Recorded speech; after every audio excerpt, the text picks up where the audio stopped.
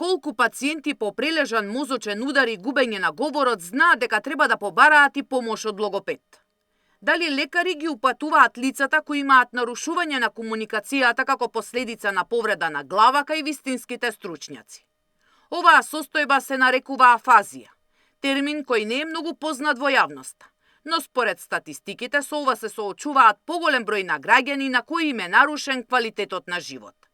Центарот за вербална комуникација и Клиниката за неврологија ќе работат во надминување на досегашните пречки.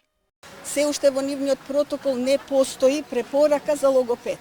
Нели, неврологот откако ќе го отпушти пациентот, ќе му даде отпусно писмо, пишуваат сите препорака за рехабилитација, а нема да пишува препорака за логопедски третман. Ете тоа заеднички мораме да влијаеме на таа свест и кај докторите и кај медицинскиот персонал, дека ние постоиме за тоа, да им помогнеме на овие лица. Бараат помош од нас од типот на дали за логопед, најчесто плаќаат приватни логопеди, а знаеме денеска колку е сето тоа скапо, не знаат дека всушност може да добијат стручна помош од центарот и дека воопшто постои. Според проценките, меѓу 5 до 10.000 лица во земјата живеат со афазија.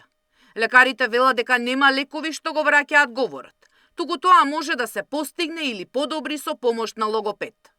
Оваа состојба се јавува и во детска возраст. Имавме случај пред неколку години, ако се сеќавате, она што беше убодот од афричкиот кумарец, како беше шарениот кумарец, доведува до невролошко заболување кај дете со развиен говор, мислам околу 5 годишна возраст, девојченце кое што се јави кај нас на третман после сите медицински интервенции и кое што успешно го заокружи третманот благодарение на нашиот тим, председна логопедот кој што го водеше, и едноставно јазикот продолжи да се развива.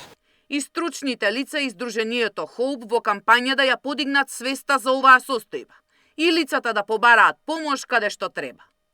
Сања Димитровска, Сител телевизија.